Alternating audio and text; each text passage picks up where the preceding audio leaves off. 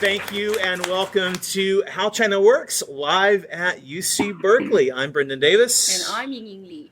And we're very happy to be here, aren't we? Yes. Finally. I had quite the adventure on the BART. We will save that for another day. We are here with a returning champion, Professor Gregory LaBLANC. I know how to say your name. I'm just not speaking well. How are you today? Very good. Welcome to Berkeley with Brendan and Ying. Thank you so much. And we have another guest. I'm calling you Professor Bob, but what's your actual professional name? It's Bob Upham. Yeah. I'm not a professor here. Yeah. Oh, I see. Well, I'm giving you the extra credit. Thank you. So we'd like to start by asking you both, for the sake of anyone who has not heard your previous episode, shame on them, first of all, Greg, but please give us the short introduction to who you are, and we'll ask the same for Bob, and then we'll kind of get into our questions. Yeah, so my name is Greg LaBLANC, and I teach here at UC Berkeley, primarily in the business school, but also a little bit in engineering, a little bit in law. And I teach courses around tech and business, data science, strategy, fintech, et cetera. Wow. That's great. A lot. Yes. I also do quite a bit of work here at Berkeley in the Sutarja Center for Entrepreneurship. So I advise and mentor the startup community and the startup programs here, as well as help Greg on some of the fintech programs and some of the Berkeley corporate programs. My background is fintech and startup and internet. I used to work at Visa, Yahoo.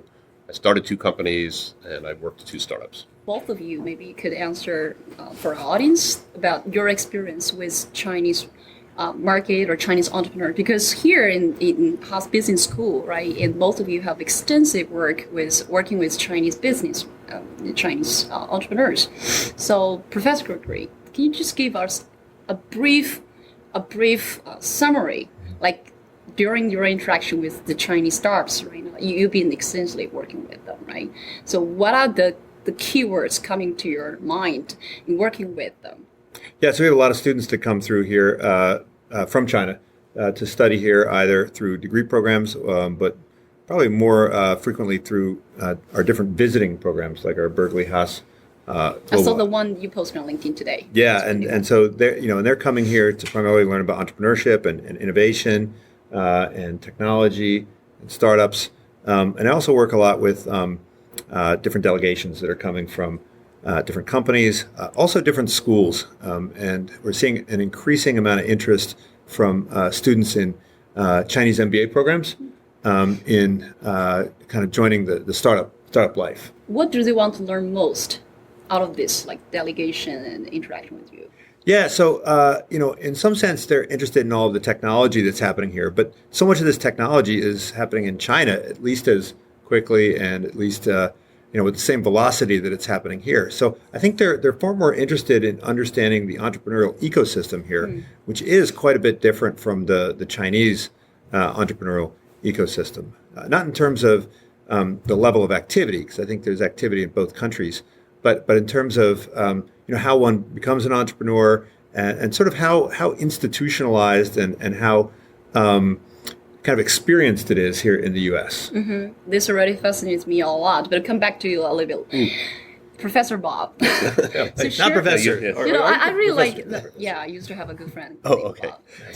So I first got my experience working in China when I was at Yahoo, because Yahoo was doing some deals in China. But then I joined a Chinese startup based in Upham, China, where I was running the U.S. office, the U.S. business. So I got quite a bit of experience there. And now at Berkeley, I do a lot of mentoring and advising to Chinese students who want to learn exactly, as Greg was talking about, the ecosystem in the U.S. and what makes the U.S. startup community different than the Chinese startup community. So I talk a lot about the cultural differences between the two countries. So ecosystem, that's a good word to start with. So we know there's a lot of differences and, of course, similarities between the 2 countries. So when it comes to entrepreneurial ecosystem right now, especially when it comes to the common ground for the learning point for the both country could have for each other. So how do you actually describe the ecosystem here and the ecosystem over there?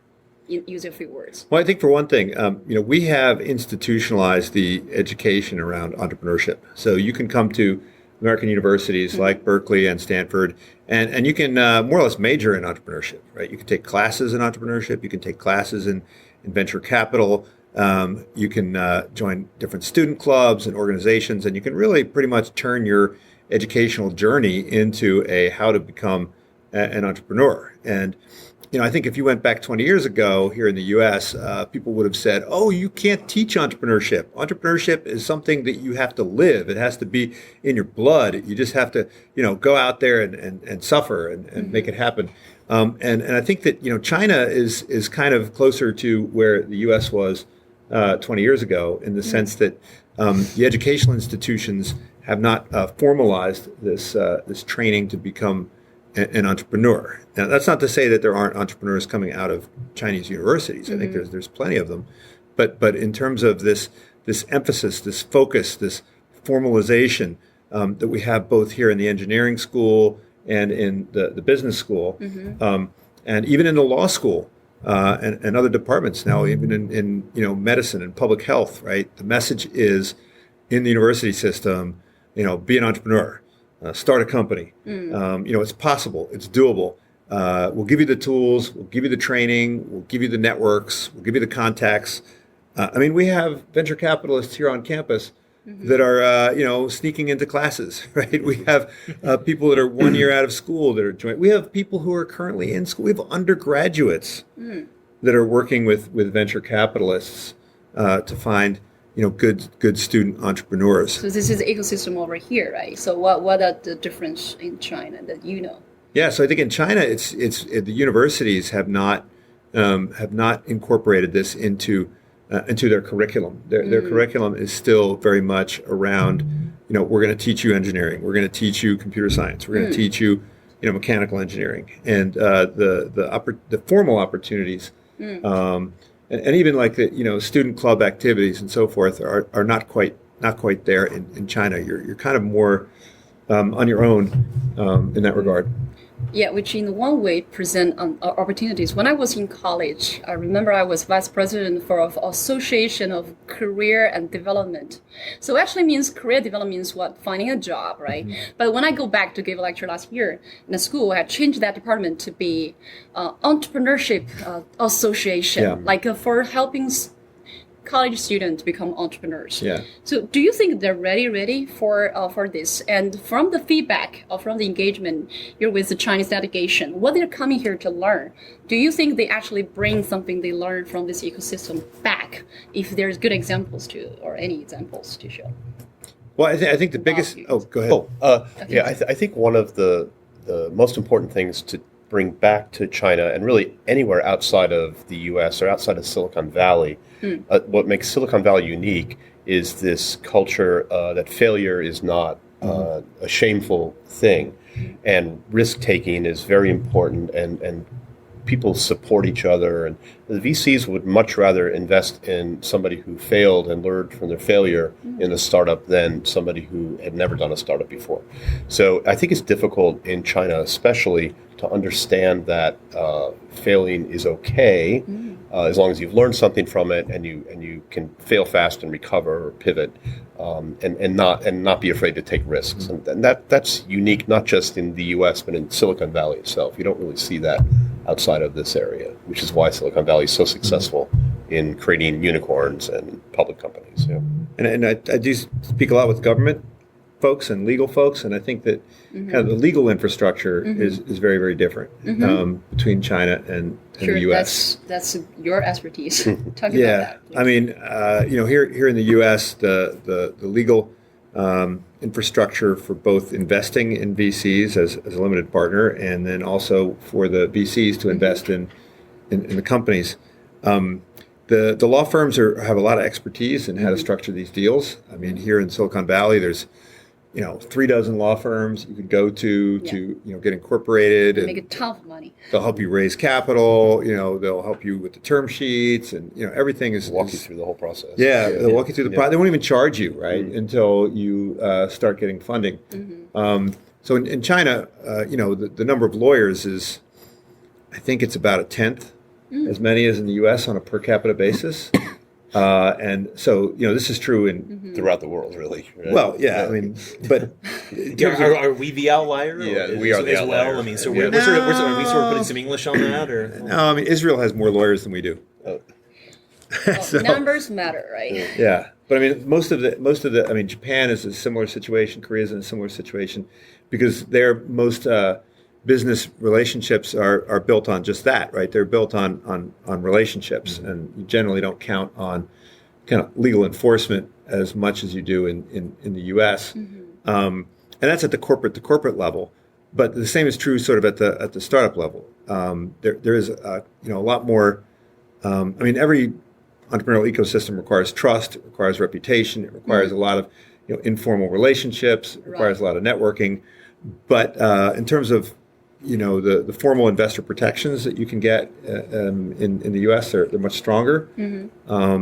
And so I do know some folks that are investing in China, American LPs that are aggressively investing in China, but they they try to use as much American law as they can, and they try to take a lot of these entities and incorporate them outside of China. And even the big companies like Alibaba and Tencent, of course, they're not incorporated in China. They're incorporated, in common law jurisdictions outside of China. So when there might be, of course, there's engagement, but there could be some conflicts or certain things that are coming from both areas do not understand each other, so things might fail, right? So when these things happen, how do actually they, in a way, they could work together, or this could be working out? What do you see, about this? Well, probably has to do with which country controls the the contract is part of it. I mean, I'm curious. I'm not sure if I'm piggybacking onto that or if this is a shift, but I'm especially curious talking about things if things don't go well, because there have been a lot of expectations, of course, and especially in the last 5 to 10 years, there have been massive changes in terms of how capital can flow in and out. What would you say the state of things is today versus a year or two ago in terms of the deals that you're seeing or people trying to expand or move money? What are what is your experience that you're seeing? And we can drill down into some of the whys about that. Well, I think there's always, people in China are always trying to figure out ways to get their money out of China. Right. Even when there's still like massive investment opportunities. Yeah. And it's not because the investment opportunities are drying up, although some people will say that, in China right now there is some pressure.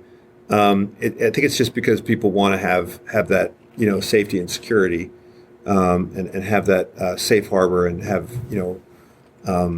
some portion of their wealth outside of China. But I don't think that that's indicative that the opportunities are drying up. There's still plenty of opportunities in China. You can look and see entire pockets of industry that have yet to be affected by a lot of this entrepreneurship. And myself, I think that the enterprise software space is just a gigantic opportunity in China that we haven't even scratched the surface there. Yeah. So talking about going to China at this point, right? There's still a lot of ongoing development of this so-called cross-border relationship. I'm sure right now in California, there's a lot of interest just still over there. So talking about going into China, you probably travel to China a lot more, right? So are there any other good example you could show that what are the interests in actually collaborating with that at this moment? For American companies going to China? Yeah. Well, China's from here maybe a gigantic market. It's just very attractive. The number of people there is very attractive to any company. But I think the problems are the regulatory, the servers based in China, not being able to have equipment outside of China.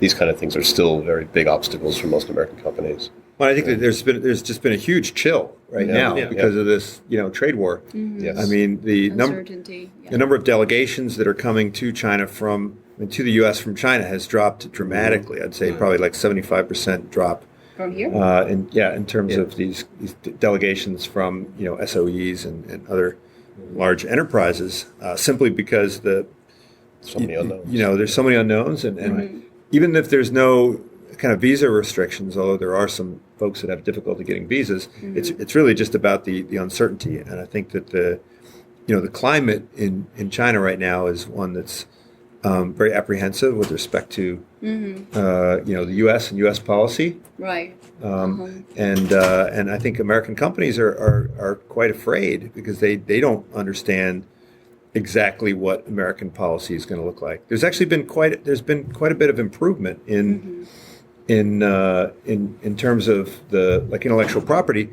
What the U.S. has wanted all these years is it's starting actually to get. And there's been surprisingly little news around the progress that's been made in the Well, last that's couple months. exactly. I was going to ask, how accurate, from your point of view, you're both, and from even our audience point of view, how accurate do you actually think or believe that your perception about all this international engagement between U.S. and China actually is getting it right? Especially when it comes to the new progress or new kind of things, new activities, like we just mentioned about it, like IP protection.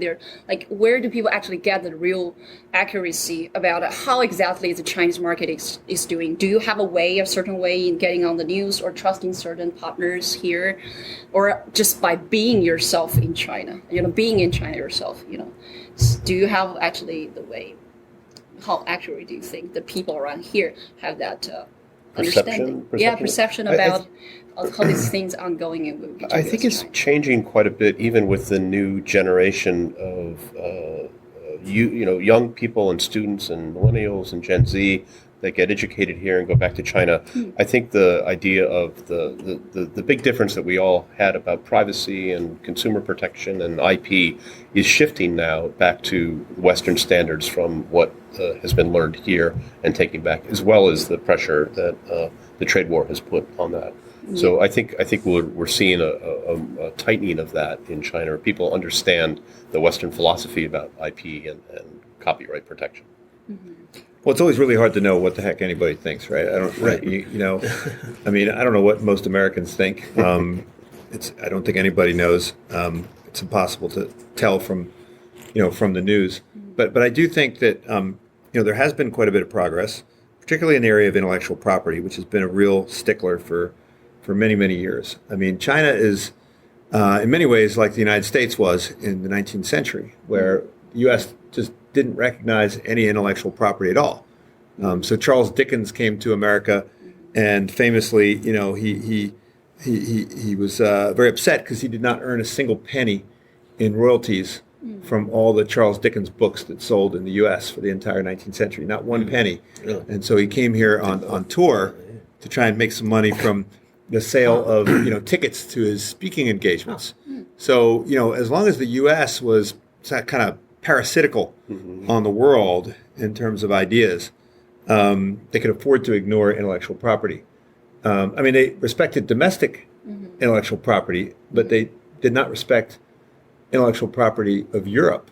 And that began to change once the United States began to be a net producer of intellectual property. And that happened, just around the turn of the century. And then all of a sudden, they realized if we don't respect this intellectual property that's coming from Europe, the Europeans aren't going to respect the intellectual property that we start sending to Europe. And I think China is sort of at that inflection point, right now, where instead of just grabbing all the intellectual property from the West, they're actually starting to develop, quite a bit of innovation. There's also even brands, that are coming out of China that are starting to be publicized in the U.S. and abroad.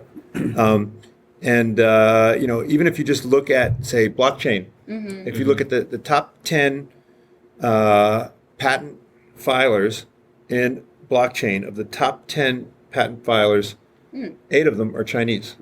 Right now. Yeah, including the People's Bank is number 1, Alibaba is number 2, and then you just go all the way down the list. Okay, Bank of America is in there, and then it's just China, China, China, all the way down. And so, look, while the Chinese government is, saying blockchain is taboo, and you can't talk about blockchain, and I remember I met with the Chinese governmental authorities last year, and they were like, blockchain, taboo, and I was at Mincheng Bank in May. They said, don't talk about blockchain, don't mention it, don't use that word, it's taboo. And yet here, all the while, with this kind of PR war, quietly, you have all these Chinese companies filing all these patents in this very new area and space. And now, look, if they're going to be a net producer and net technology provider, and companies like Ali and companies like Baidu and companies like Tencent and ByteDance and all the others are going to be producing all of this intellectual property, not just patents, but also copywritten material, artistic production, films, videos, fashion. They're going to want that stuff respected, and you're seeing that. You're seeing that happen. The legal changes are being put in place, the enforcement's being put in place, and yet no one talks about that. Even Trump. Trump doesn't say, "Hey, we won, we got this." He doesn't even mention it. It's super confusing. I don't understand. If you just won something big, wouldn't you brag? I thought this would be the guy who would brag about it, but. Well, I think he has to be able to spell it first. So you got to spell IP. Some Chinese. Tough word. Sorry. So I think what for him he wants to be able to. So you know who I voted for last time, not him. He wants to be able to go back to the farmers and say I sold more wheat, or something like this. I don't know, but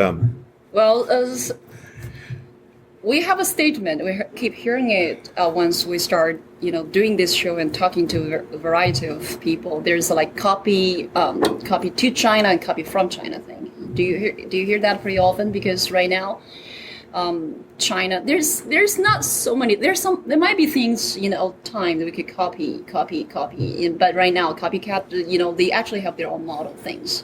Right now, in China, you've been in China many times. So what are things that totally you see the Chinese, create, developed, and design autonomously? You know what I mean? Well, TikTok.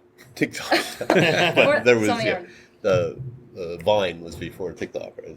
But so China, they innovate very well. So digital payments, for instance, were born in the U.S., but China has really taken it to another level. The two biggest companies in China, Alibaba and Tencent, e-com and payments are at the center of the company's DNA, at the core of that company. The biggest companies in the U.S., Apple, Amazon, Google, even Amazon, payment is not at the core of that company. So Alibaba and Tencent, from the day they were born, knew that they had to be the ecosystem for payment. And of course, we all know in China, WeChat is everywhere. Most places don't take credit cards, or a lot of places don't take credit cards, and very few take cash now, right? So I think that's something that China really did a really good job at, and the U.S. is still struggling to meet it. The adoption of digital payments is way behind in the U.S. than it is in China, or even the rest of the world. I mean, Europe is ahead. I think I just found out this morning, that it was just announced that Apple Pay became the number one mobile payments platform in the U.S. as of just this week. They finally passed Starbucks. Which was the biggest digital payment. In our previous interview, you were saying that was the one that was the leader in the States. And Apple finally made it. We talked about how many people used it, and then we chuckled because we compared it to WeChat. How many people in the room who has had engagements with mainland China or traveled? Use WeChat Pay or something? Who's use WeChat? Use WeChat Pay? Okay, it's rough, a little more than half the room. Okay, so you know how great and convenient it is. Who uses Apple Pay? A smaller proportion of the people in the room, for those who were listening. And WeChat's even coming to the U.S. The malls, the mall in Livermore. There's so many Chinese come there, and you see the WeChat and the Alipay terminals. Right. So it's becoming more accepted in the U.S. as well. And there's still a few strange restrictions on that, not to be too granular, but your WeChat has to be tied to a Chinese national ID. Correct, so it's I can't use, I just paid some bills back because I live in Beijing. I just paid my phone bill actually, I had to put in the Chinese SIM card. So I paid that bill, no problem, but then I couldn't actually use it locally for anything because of course mine's not tied to a mainland ID. Right. Do you think it is true that there are people, it is true that China or Chinese understand more about American than American understand about China? And do you think there's a way, if number does matter? So how can we actually to start to bridge that a little bit gap, because the world is very complex. Yeah. It's not about one way or another, and the international global communication system is influenced by the media and technology that we are using our phone every single day. What would be the way for us to get out of information cocoon in our world? I'm sure, like, we all think we are smart, but what are the way for us to be more, unbiased or diverse? I'm sure I'm speaking even for my peers and even Chinese people, right? Thinking like we all need to grow a little bit a level higher of the intelligence dealing with the complexity of either you can call it a post-globalization era, because the world right now is so much in some way facing a lot of challenges, not just like economy, in economy, but also in, we see the movie Joker, right? We saw that things like global, elites and the conflicts between elites and the underprivileged groups around the world. That's why the protests happening not just in Hong Kong, but anywhere, a lot of places I'd say mostly, where it's happening. But the thing is, how could we actually to be able to get ourselves prepared as entrepreneur, as a executive who has certain leadership, certain power in business that can make this happen or stop in one way, right?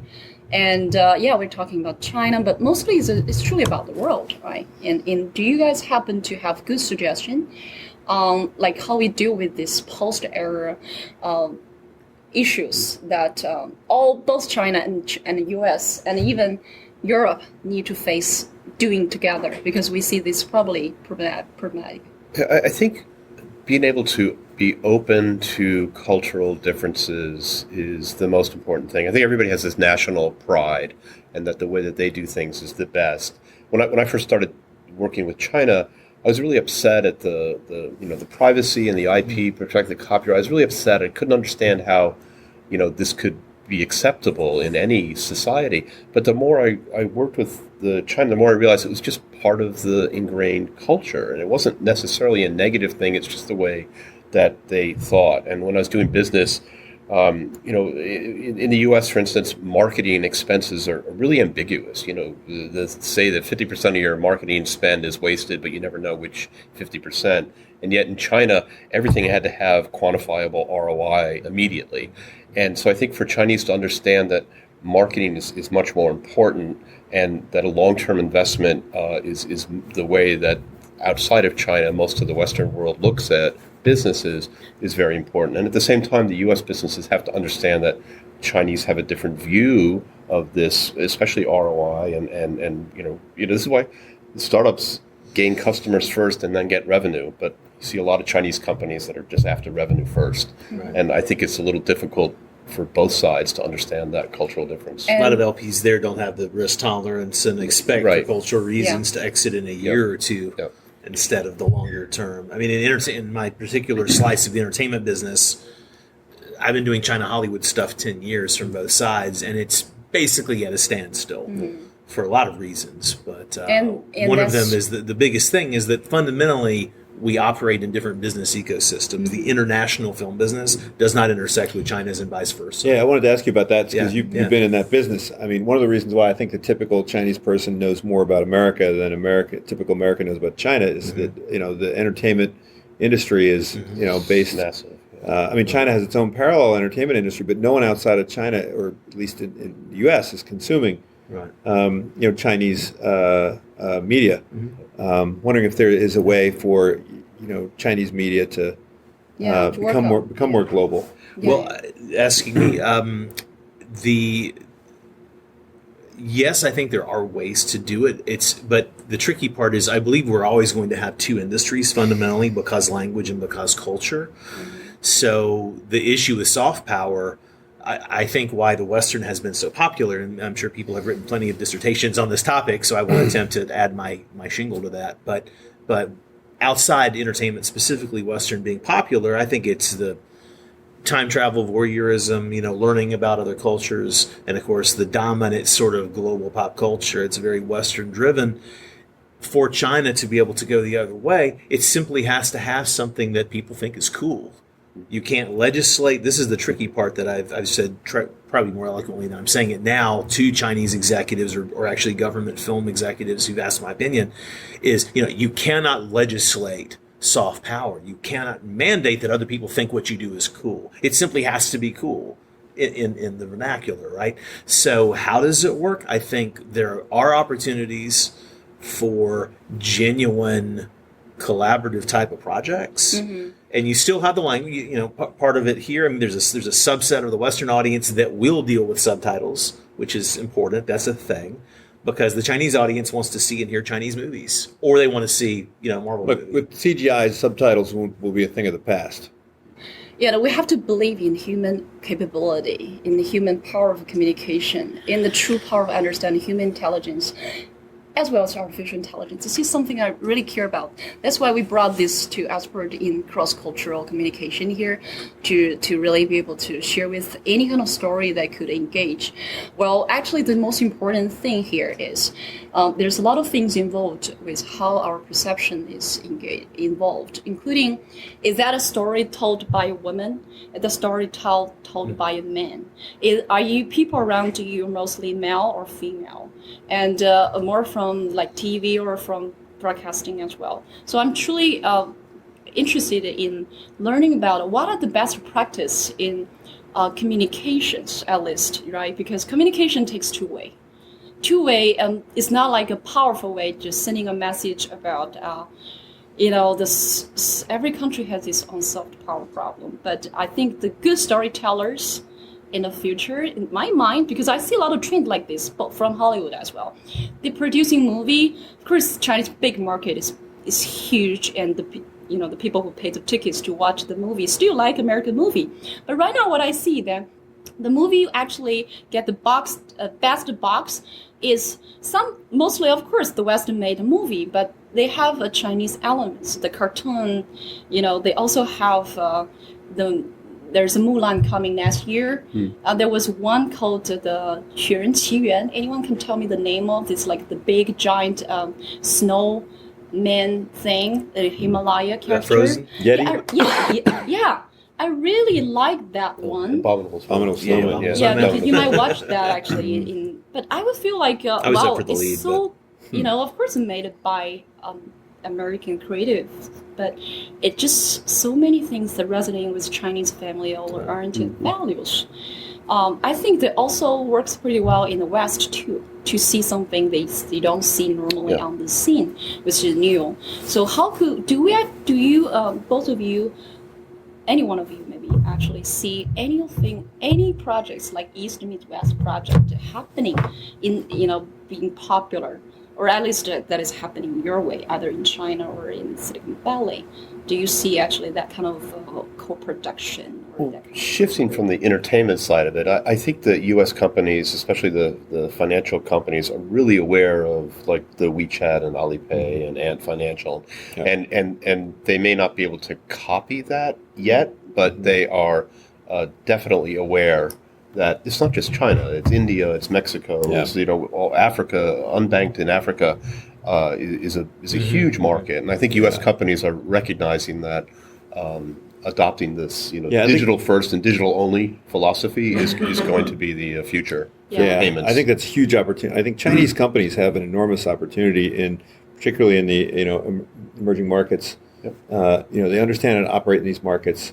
They understand what the customer wants in these markets. And American companies and Western companies are very hesitant to enter these markets. And so I think that in terms of Chinese influence, it's not going to be driven by the Chinese government, building railroads in Ethiopia and stuff like that. And it's not going to be driven by the Chinese movie industry. It's going to be driven by these companies, these hungry companies that are. But the government backs it. The government and the financial companies in China are working together to expand. Yes. The government and the financial institutions in the U.S. are working to try to contain that expansion, to control it. These companies are so well run, and they're so innovative. and they're so. Can you give us some example that the one that you engaged either in China or maybe here, like some companies, like probably from the private sector, if there's any? Well, I think Alibaba is one of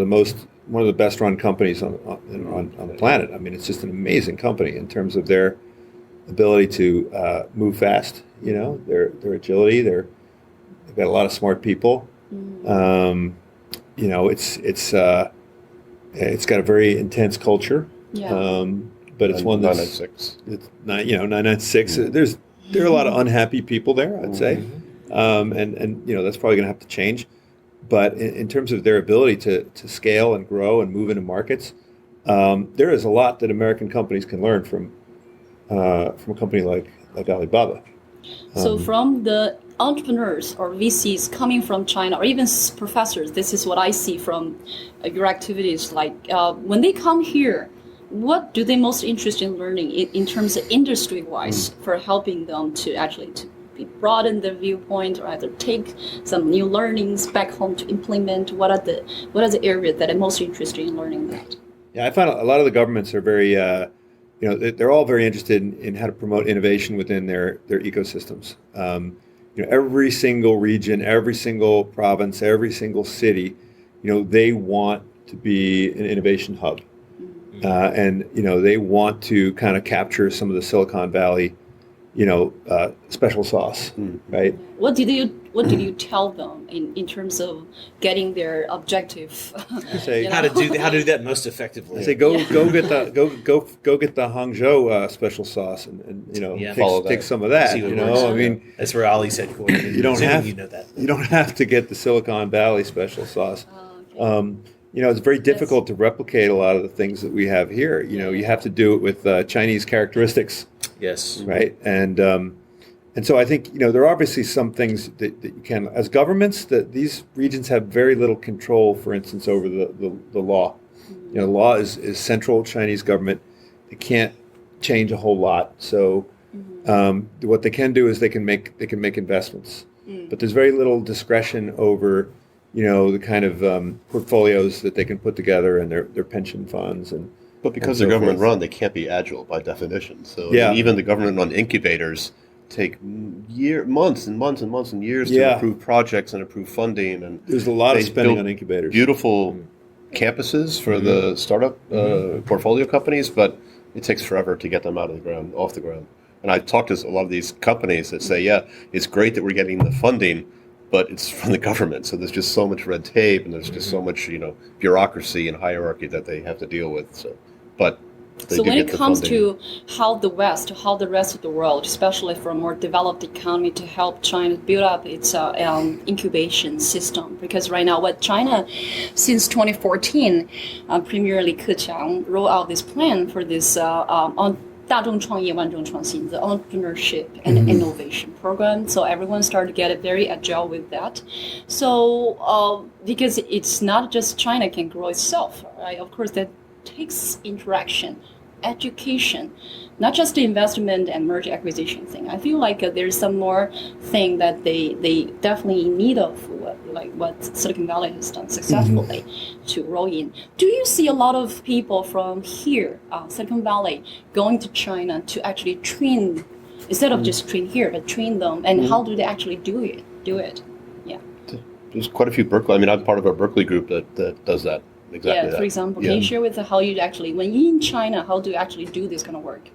We do the mentoring just as you would do here, but for the startups, and try to impart the philosophy of Silicon Valley, the fail fast, the help each other. You know, in English you say there's a term, you know, a rising tide floats all boats. Right. Yeah. So, you know, we try to have them take this back to their communities.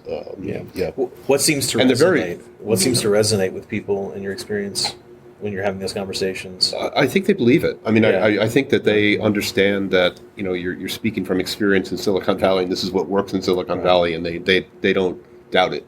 You know, I think they do. But it's just very difficult to change the way that you think and to change the way you're the culture there. I think one of the hardest things to kind of get outside of Silicon Valley is this idea of pay it forward. Right. Help each other. The idea of pay it forward is, and it, you know, I think you don't see it necessarily outside of Silicon Valley. I mean, it's really about replacing a tit for tat model of interaction with more of a community-based interaction. So in China, there's still, and it's not China, it's everywhere. You still have, it's like, I'll do this for you if you do this for me, right? We'll develop a relationship. It'll be a bilateral relationship, and we'll build that trust through our mutual interactions. Is that a quid pro quo? Yeah, quid pro quo. I've heard that phrase Yeah, recently. quid pro quo, tit for tat, whatever. I'll scratch your back, you scratch my back. In Silicon Valley, it's very much a look. I'm going to help you out, and I don't expect anything back.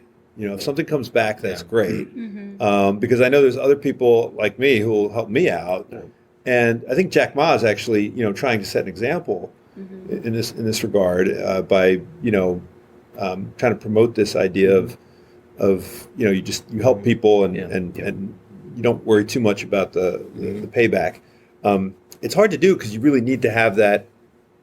You need to have that critical mass of people that have experienced success and are willing to do it. And there's a And willing to do timeline. it. It's also, people don't have decades Yeah. of experience to look back on as Exactly. reassurance that this can work. You just got to believe in it and do Exactly. these 20 other things, and it Yeah. can work. It's like they don't have that sense of history about how it works, And I think other than through books. And part of it's also because there's so many different, right now, there's no one like center in China that you can point to and say, yeah, this That's the is Silicon Valley. the cradle of innovation. I mean, you have, stuff going on in Guangzhou, pretty well and scattered Shenzhen, there's a around, lot of stuff yeah. happening here. But then you also have in Hangzhou, and there's a lot of stuff in Shanghai and, in Beijing. And so there isn't like, you could have multiple epicenters, but I think you really need to get some critical mass going in one place to jumpstart this type of culture. Nice. I was going to say, do you have a question? Oh, I was going to say, we definitely want to get into questions, and I noticed this man has. Just speak up a bit so we hear you on the. Sure, I just had a question when we talk about tit for tat and not having this paid forward sort of attitude in people. Could that also be a factor of, and again I speak for India as well, could that also be a factor of the population, that it's just inherently very competitive there, and which is why you've grown up in such an environment that it becomes difficult to have that paid forward? Yeah. Because I think China 50 years ago was a much different country than it is now, and people were scrambling for food and scrambling for people lived outside of the cities, and so I think it'll also level out a little bit, especially with the new generations coming up. I think the new generations are more charitable and more willing to help each other. At least I see this in my experience. Yeah. There's a term in Chinese that I can't remember, but it's basically, to get one over on somebody, right? To kind of, I won the negotiation. I've got, or like smile to your face and stab you in the back. I think I heard this phrase, but I'm not. My Chinese is not good enough to. It's like a pull that zero out. sum. In order for me to win, you have to Yeah, win. there's Right. a There's kind of- no exactly. idea that we both can win. And if you live in a culture of limited resources, which There's there scarcity prevailed mentality. for 30, 40 years, and longer than that. It's whereas I think in Silicon Valley there's the abundance and the it's like if you miss one deal, there's another one coming along right down the road. I mean, they're like streetcars, and even if everything fails, like you're not gonna go hungry. I mean, there's always a nice comfortable landing spot. So I think that facilitates more kind of generosity. That's kind of an American thing too. I think the 1930s was the last time that people didn't have high confidence, right? I mean, I think Americans just tend to be very confident. And it's always going to work out, overconfident, but it's going to work out. And there's Well, the also is it's a very high trust culture. So So the U.S. is probably there was a famous study where people left these wallets on the subway, and America, which is supposed to be this dog eat dog world, has had the highest rate of wallet returns. Is this yours? They would find out who it was and they'd mail it back to the person. So we have partially the reason why we're so high trust is we always know that we always have a lawyer back there. If anything goes wrong, we can always sue you. But that means that you trust strangers. You're willing to share your secrets with people. Whereas in China, it's I think people really have to work hard to earn someone's trust. Right. Because if you trust the wrong people, bad things happen.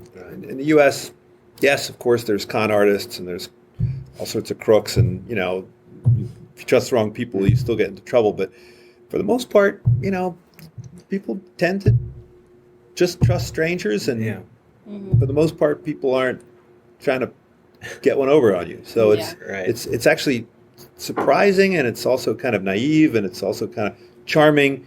But it's definitely one cultural attribute. And so I think when you talk about cultural misunderstandings, I think a lot of times, if those different views of what you have to do to earn trust, I think Americans don't always understand that, like, you can't just walk into a situation and expect the level of trust you might get in an American setting, and you have to put in a little bit of work. Well, and I think American companies, especially startups, are very willing to be transparent about their metrics and about their revenue and how many users they have. And I in my experience anyway, I think that's very tough for some Chinese companies to say what our DAU is and how much revenue we have and how many employees we have. It's just they try to keep it a little closer to the vest. Well, and Americans tend to be more transparent. Yeah, they definitely know, but they're not sharing, they're definitely not telling you. Investors won't deal with you if you're not transparent, and you can't back up your statements. And of course, I visit probably 50 companies a semester, and every one of them makes me sign an NDA. You're like, and you have no idea what Maybe they don't trust you. And so they trust you, but then it's like, all right, you got to sign this whole thing. So I always know that if I violate their trust, they're going to come and come after me. But they have a pretty good idea. They have a pretty good idea where you got that specific piece of information. Yeah, but in China, it's not. Even if you sign that, there's the enforceability of that NDA. Yeah, exactly. Right. It is at the end of the day. It is enforceable. It's a hammer that's sitting in the back in case something goes wrong. Right. And so I think that those are two parts of the same. We have the highest litigation rate and the highest number of lawyers, but we're also have the highest level of trust. And I think they're related. Mm-hmm. Right. Well, and I think there's probably it's monoculture cuts both ways. I think that we've established that as a culture here in business, whereas in China you really have people think of it as a monoculture, and of course it's hugely diverse. It's hugely diverse geographically, depending on every metric you could throw out. There's massive diversity, even among. And China is diverse too. Geographic Again, areas. 1.4 billion as the population over there. Guess how many people have never been abroad yet? 90%. 1.3. So only that fraction of people have passport, but which actually presents one thing, two angles. One thing is that a lot of issues we're dealing with is as China more open to the world, truly, they will getting a little more like for myself, I'm coming from the Middle Kingdom. I came from all the way a city with 3,000 years old, 8 times capital city, where the Confucianism, Buddhism, and Taoism started. Basically, it's just as I start to millennial start to going abroad let's change the number 1.3 billion to be 1 billion, right? See what happens. The world will see China, and also this proves a huge potential. When, let's say, it's potential for international brands to come to China. I thought about this a lot because I live not in Beijing and Shanghai. I live actually in a city called Kaifeng. I mentioned about many times. Well, you live in Beijing now. Yeah, but I came from fourth-tier city in China. My city have 4 million people, I guess. Yeah, small town in China. Anyway, so what I was trying to say that as we grow up, as the years when I grew up, 20 years, I saw the spending power getting up. It's just we are still slightly my peers have more leisure and money to go abroad. My parents could spend money to come here to see me in the U.S. I truly feel like there's something. So, question is, in terms of exposure to stuff outside of China, there's travel, and then there's also kind of exposure to information on the internet. I remember 20 years ago they said I think Clinton said that regulating the internet is like nailing nailing Jello to the wall. Nailing Jello to the wall. We've seen that that's not true. And when I was in China, It's possible. I have 4 VPNs on my phone. well, so when I spoken to people in China, most people said, I don't really bother with the VPN. It's just too complicated, and which means that people aren't, even educated people are not necessarily exposed to the wide range of information. Right. But I think that's changing. I saw a stat today that said there are more people who either speak English or are learning English in China than all the people that speak English in America, Canada, UK, everywhere else in the world. So the Chinese are really trying. Spend too much money on English learning, too much, and more than actually we should. Right. Spend too much. We should really improve English language skills. But I spoke at the second International English Education Conference this year in Hangzhou. That I was invited to give a speech, but literally, and the report 3 days after coming up saying that we spend like billions of dollars every year. So from the kindergarten level English teaching to university and to other professional English teaching, too much. There's popping up schools everywhere. But only Chinese have a partner to practice with when you're in China or outside could them really be able to improve the English So do you think, skills. you're saying that you think like talk to Chinese. to the extent to which people become more literate in English would expose them to more information from the outside world? I think so too. And There are ways. Yeah. To connect. The world is very connected, and internet has its own default. And till right now, today, what world we are living right now, we have to really think about, right? We have to be careful, many security issues and privacy, everything about that. But this is how this humanity and people like us are living today, which is quite different from 10 years back. Right? And I think, studying abroad, I think is probably the best way, because even though tourism is increasing dramatically, when you're a tourist, It's a traveling bubble. You're in a traveling bubble. You really don't see. This is true for Americans too. When Americans go to France, they don't really. You go to McDonald's. They don't really meet. They don't know. What, I was there for work earlier this year, and I was like, "Oh, you're not my people." They don't know anything about France. It's like Notre Hey, Dame. buddy, can't you help me? And so Speak English. I think Actually, I started speaking Chinese. Well, speaking of traveling, but I have an interesting conversation in Stanford. We talk about that, traveling with the cultural lens with you. Or not, right? In Chinese, we have a word called 背井离乡. It literally means you're traveling far away from your hometown. It's describing a state of like status.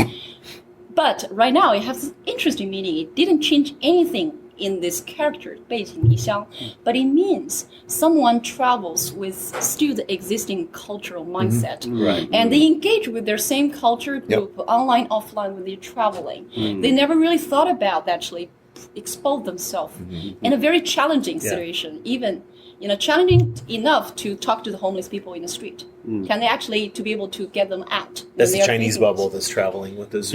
All the bubbles. Everybody like does. that. I think it's our comfort level. It's Making friends. Is unless you're very motivated to challenge that, or you have a business imperative, or unless you're motivated to change that, it's not going to change on its own. important. And one of the groups that I was speaking to in China last time was a group of parents who were thinking about, they all wanted to send their kids to American schools, and they're asking, and they were saying, oh, it's so hard to get in, and blah blah blah, and so one of the things that came up was, does it make sense to send your children to smaller schools, less well-known schools? And my advice was, well, absolutely. You should definitely consider liberal arts colleges, and consider. The Berkeleys of the world can only take so many students. Right. And in a way, you can come here and you really don't have to leave your China bubble. Yeah. Even there's so many Chinese Berkeley, around here, right? And if you go to some place in Vermont, Vermont, right, or You're going to make new friends. yeah, Because you have to. and then you really see kind of this America that most Americans don't even know. Right. You know what I mean? Exactly. Right? and then you go to a great grad school after that. Yeah, So- it takes two way actually. I also think that when I'm abroad, I was really helped by my Westerner friends because of course I was alone outside. Psychologically it's a huge challenge, but as long as they are willing to help me, Yeah. then I learned a lot by the accepting the offer of help, just like they want to caring about each other. I feel like it's something we could actually develop. Well, the other thing also is that when you go, if you're Chinese, let's say, and you go to a place like that where there aren't a lot of Chinese people, then you actually don't just help yourself, but you help that entire community to learn more about, about China and about, yourself and help to educate them. Being a and good help- example of what's possible. Help them see, world, learn more about your culture and so forth. Yeah, that's very good advice. Yeah. Nice. Well, does anyone have any questions? We would love to hear thoughts for anyone up here. Yes, sir. I have another question. So from an India perspective, how much of competitive threat do you see India to China, especially given the soft power and the language and all of that? How much of a competitive and where would you rank that? No, I don't really have a good thought about that yet. I'm I just think- heard enough of hearing that could I ask you to rephrase that slightly? I Yeah, didn't yeah. quite hear everything, and I'm not sure I understand. Sure. So my question was everything that we've spoken about. How much of a competitive threat is India to China? Oh, to how much of a China. competitive threat is India to China is the question.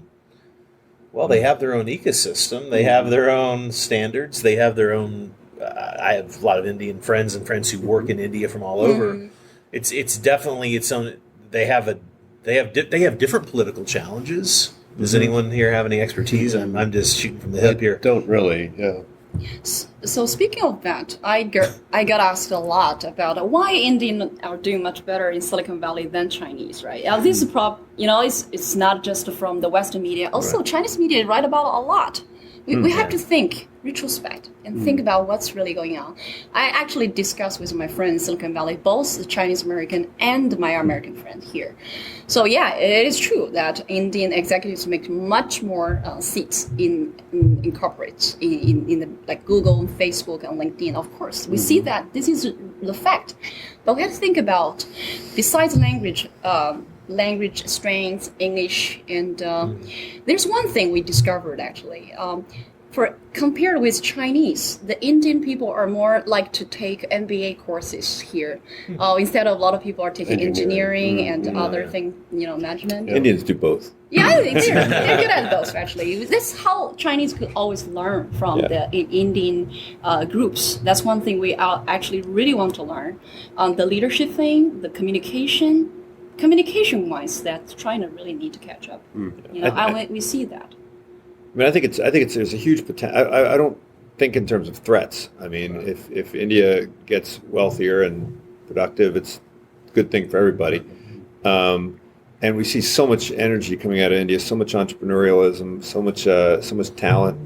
I mean, it's amazing what's happening in India. I do think, however, that the legal and regulatory regime in India is something that just simply there has to be a remedy for it. One thing about bureaucracy and hierarchy. the bureaucracy, the legal system, the regulations. I mean, anytime a company achieves any level of success, there's so many forces that are there to tear it apart. I mean, if you look at, Flipkart, I mean, fantastic success story, and then boom, legislation that says you can't, you can only ship third-party stuff. I mean, it was primarily intended to hurt Amazon, but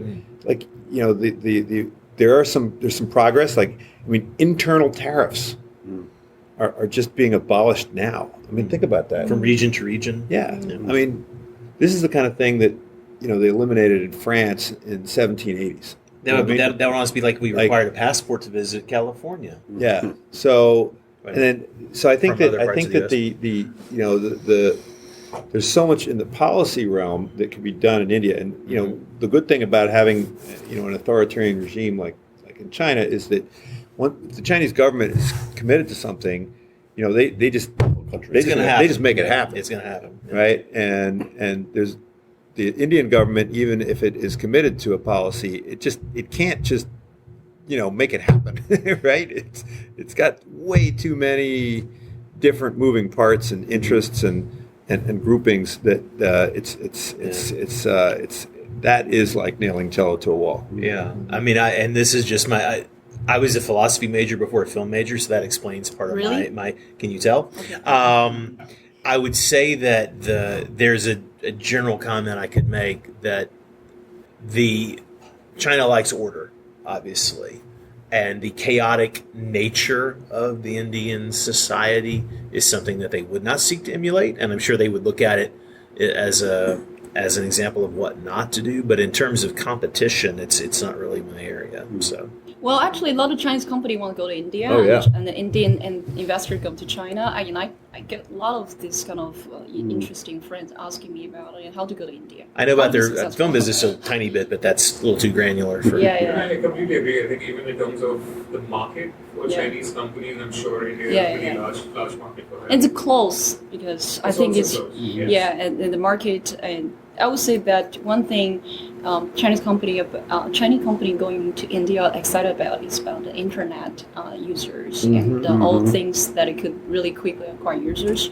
But they also need to be aware of these cultural differences when it comes to how Indian people work, like meditation. Of course, this kind of culture of and Buddhism influence. We have to pay really attention to when people want to have their own interaction with a certain group, and we have to respect that. And Another quick question. So there are many challenges that you see when you incubate, mentor different startup, different groups, both locally here and also internationally. So what are the top 3 challenges that you see or pain points that the startup, they incubate, they build a prototype, but they cannot really start it, launch in the mainstream? I think the most important thing, the thing that people overlook the most, is timing. So you can have a great product and a great team, and it just might not be the right time for that product. Too early, too late. Yeah, too early, too late. Airbnb. Do they remember Classmates.com? What was it? It was a news feed. You joined. You had groups. You had posted photos. It's exactly what Facebook is, right? Airbnb couldn't raise money when they were trying to raise money because who would rent a room out in their house, right? But then the financial crisis came, 2007, 2008. People were losing their jobs, looking for ways to make income. Now all of a sudden, renting a room out in your house for $50 a night was not a bad idea. So there's always been a ton of ride-sharing apps before Uber and Lyft came on the scene all over the world, and yet somehow it was the right time for Uber. So, and the one thing that I do when I try to advise is don't get discouraged. This is what this failure. You have to be willing to accept failure. It may not be your product or your team. You could even have funding, but it just may not be the right time. So, Secret sauce. Be patient. be patient. Be patient. Be confident. Learn from your mistakes. Pick up and try again.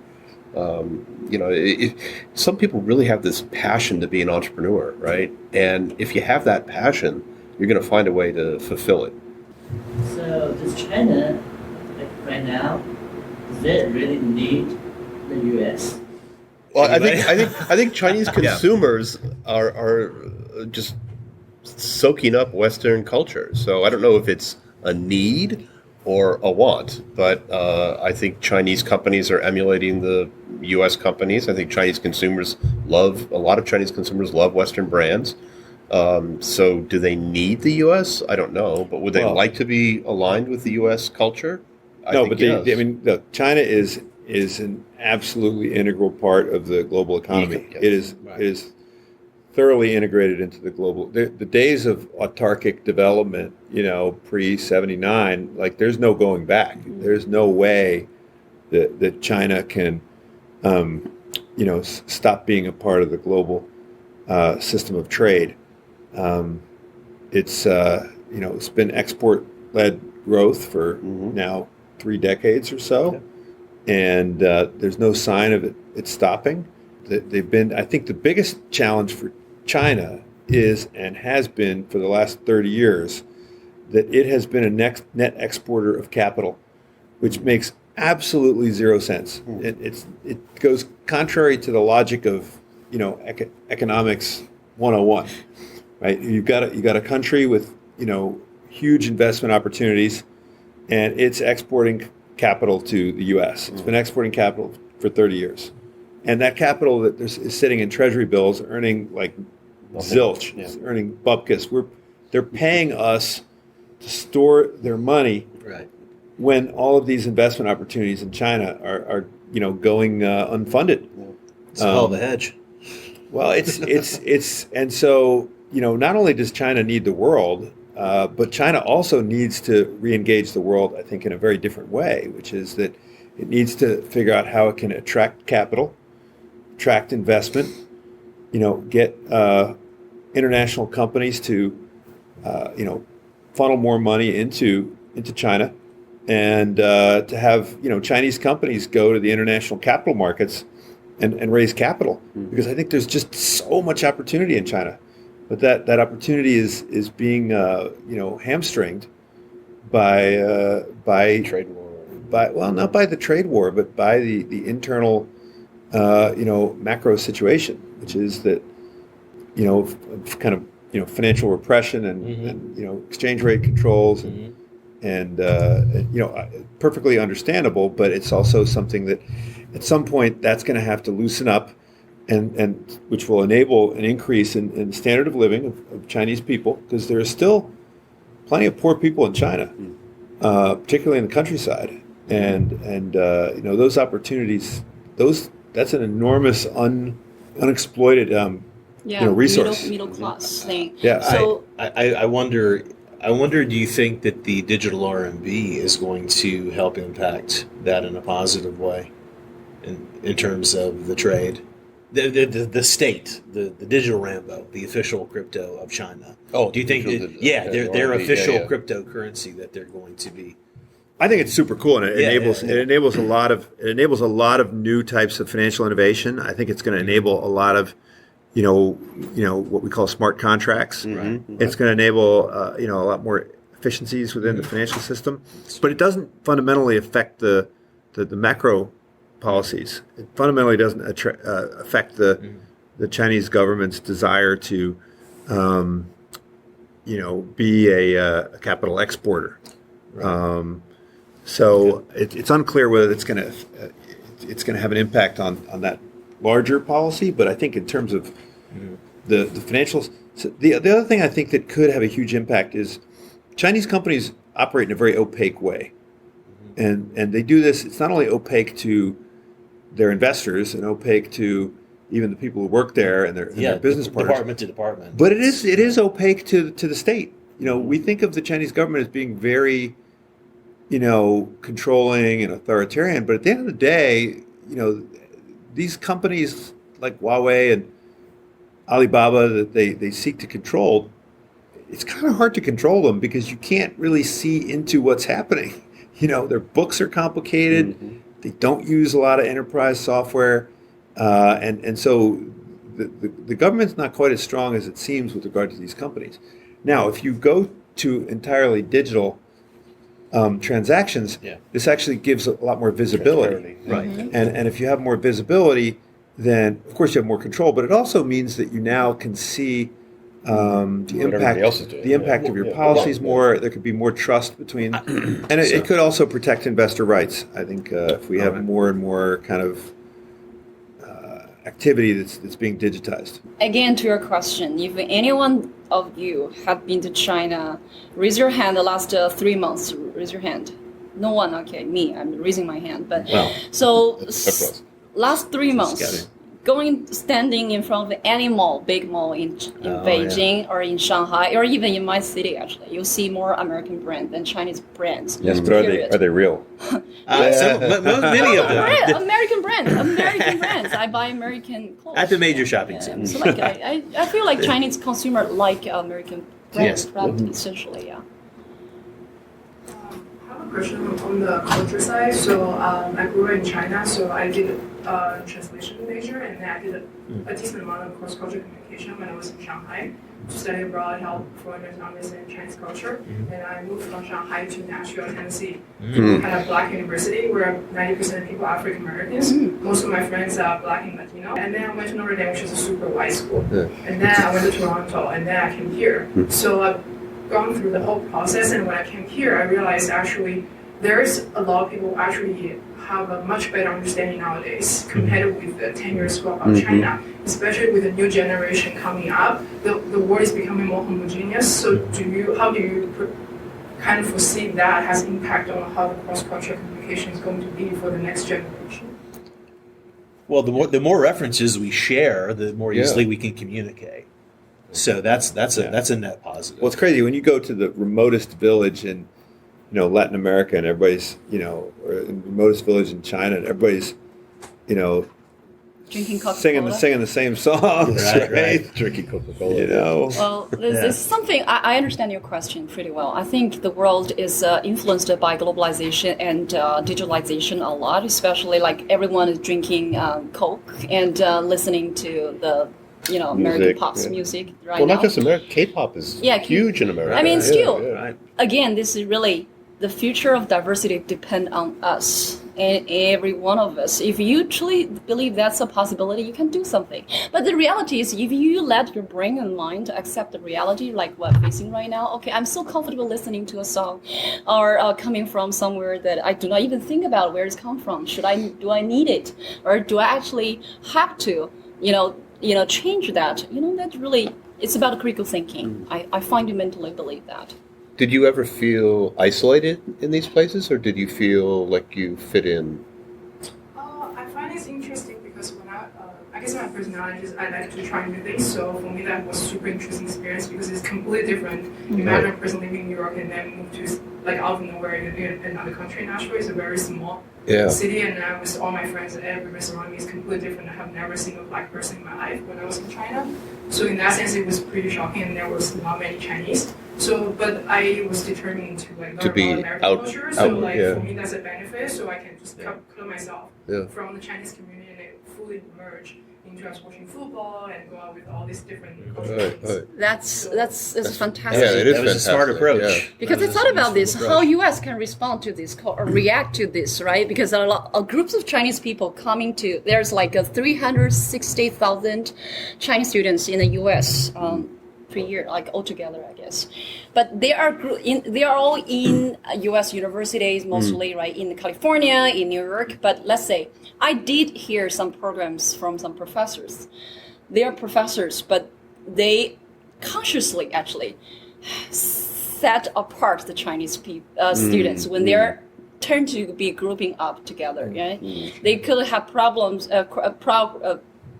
Programs actually helping the Chinese to be integrated into our difference. So we here at Berkeley, we have something called the Berkeley Haas Global Access Program. What is that? And so this is an opportunity for students abroad to come and spend either one semester or 2 semesters at Berkeley. And we do it in engineering, we do it in Haas, we do it in economics, do it in a couple different other schools, sociology, etc.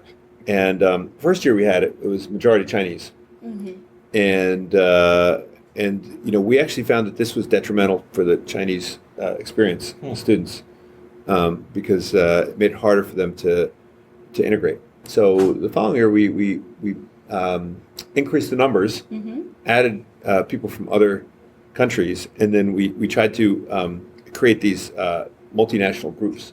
So nobody was American; everybody was outside of the U.S., but we brought together people from Latin America, Europe, and China into similar groups, and then this helped all of them to become Americans, right?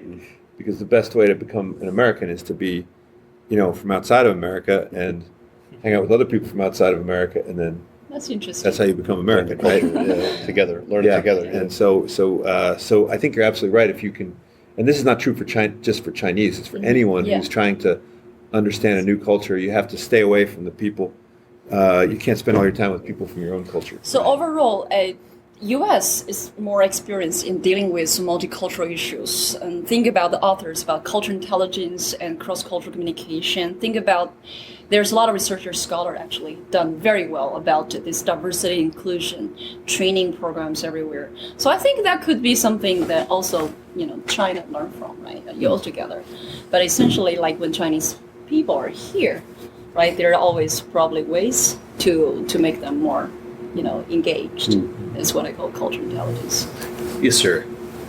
I On the topic of climate change, what's the sentiment with the general public, the government, or the tech companies? And now that the US is kind of stepping back, kind of falling back that initiative, is the competitive nature kicking in and saying, What? well, we have to do this? Well, you know that, I mean, China leads the world in clean tech and innovations and Solar. so yeah, But also leads to all the applications carbon of emissions. Well, right. Well, they're doing it now.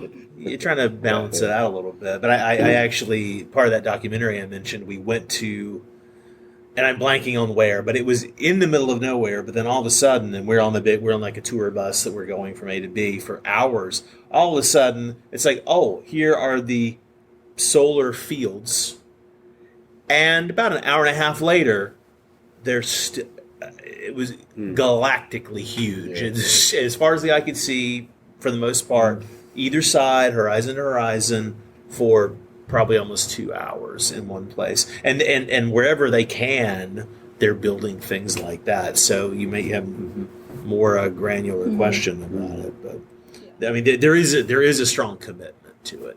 And I would assume, although it's not my area, full disclaimer, I would assume that anything they can do, again, it's, how do you manage 1.4 billion people?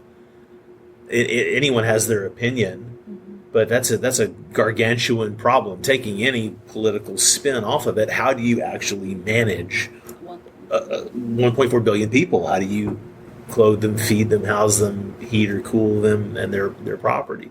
So I think any solution that's going to more effectively do that is going to be embraced. Oh, thank you. Quick questions on the cryptocurrency. So actually, currently I'm looking at the open banking platform for Wells Fargo, used to run innovation at Visa. Actually, it's interesting. And BNP Paribas, Schwab, those companies. But the question that I'm seeing is the observation that you mentioned. In the U.S., blockchain cryptocurrency is not mainstream. Proof of concept, proof of technology. There's a limitation on that. But on the other hand, when you mentioned there's a list, top 10, 8 of the companies are registered, Chinese companies. So from the, I would say, domestic bank financial services level, right, are we losing competitive edge? Is there anything that we can do on that front? Because I mean, Mr. Jimmy Diamond, he mentioned if he knows anybody who works on blockchain, cryptocurrency, bitcoins, that person will get fired. Well, he said that in 2017, exactly. And then now they announced JPM, right? Yeah. Right. So how do you see from the, say, banking fintech perspective? Is this more collaboration that will be working with the Chinese companies like Bitcoin, OKCoin? There's a lot of those companies leverage the technology, domain knowledge, collaborate model, or we should be basically building a whole new set of domain. So we try to compete. Well, actually, I mean, I'm not really as concerned about competitive advantage on different countries for most of this technology, because for technologies like AI, machine learning, and blockchain, the real difficult problems aren't really in the technology. I mean, the ideas behind the technology can diffuse relatively easily from country to country, and a lot of things that you're patenting are you can replicate them in other ways. The real difficulty here is in governance mechanisms, and how do you actually go to markets, right? So how do you go to market with these solutions? How do you design the collaborative consortia to roll them out? And so, regardless of all the patents and regardless of all the investment that China's making, I'm not really concerned about that. I do think, however, that there is much more opportunity for China to leapfrog us in blockchain the same way that it has leapfrogged the U.S. in mobile payments. Right? Mobile payments solved a real problem in China that it didn't exist in the U.S. because we have Visa and MasterCard. Okay, mobile phones solved a real problem in emerging markets that didn't exist in the U.S. because we didn't have landlines. in blockchain, to the extent that it is kind of a architecture of trust, it solves problems that we don't have necessarily in the U.S. to the same degree. So it's not that, just like with mobile payments, Chinese have really done a great job of it, but it's not a threat in any way to because we can still move money here just fine, without using a closed loop system. So I think the opportunity, particularly in the world of smart contracts, in China, again, in a world where you don't have a lot of lawyers, you don't really have access to the courts for dispute resolution. Setting up self-executing contracts that don't require that machinery is something that can improve commerce and business in China. So again, I don't really think of it as threats. I think of it as, hey, this is a great way for them to kind of get access to things that can bring them up to a level that maybe the U.S. would achieve using different tools. So a related question. So what blockchain will do is in such markets inherently enforce some sort of trust. But then do you really see these businesses adopting something like blockchain which will force them to be a little more reliable or trusting? Oh yeah, I mean, I think if particularly in a variety of supply chain settings where you have suppliers and you have companies with tier 1 suppliers and tier 2 suppliers and tier 3 suppliers, how do they do all these arrangements now? I mean, they don't do them with arm's length contracts. They do it with long-term relationships. A lot of times there's the government or the party is involved to kind of coordinate and facilitate this stuff. So there's a lot of informal contractual enforcement. So it really limits who you can do business with, right?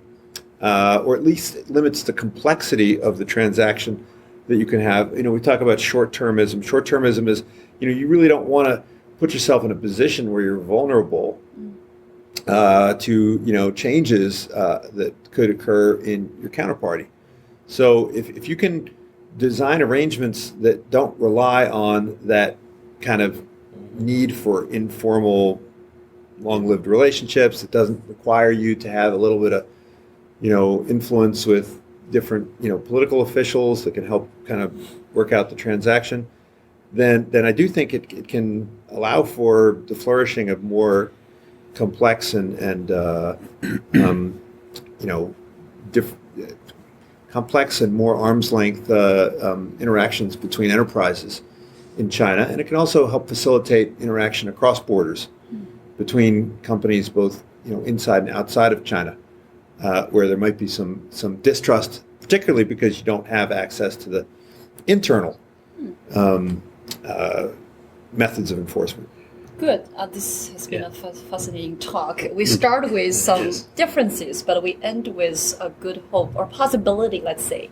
At least in a certain area in technology we can face in our common future. So once again, we are so grateful to have you both here to share your viewpoints. There any other way people can follow you, like to get your ongoing insights that you'd like to share with us? Yeah, I'm very open about it. I mean, I'm LinkedIn or WeChat or email or WhatsApp, anything. Yeah, same. LinkedIn, LinkedIn. WeChat. But thank you so much, everybody. Really appreciate your time.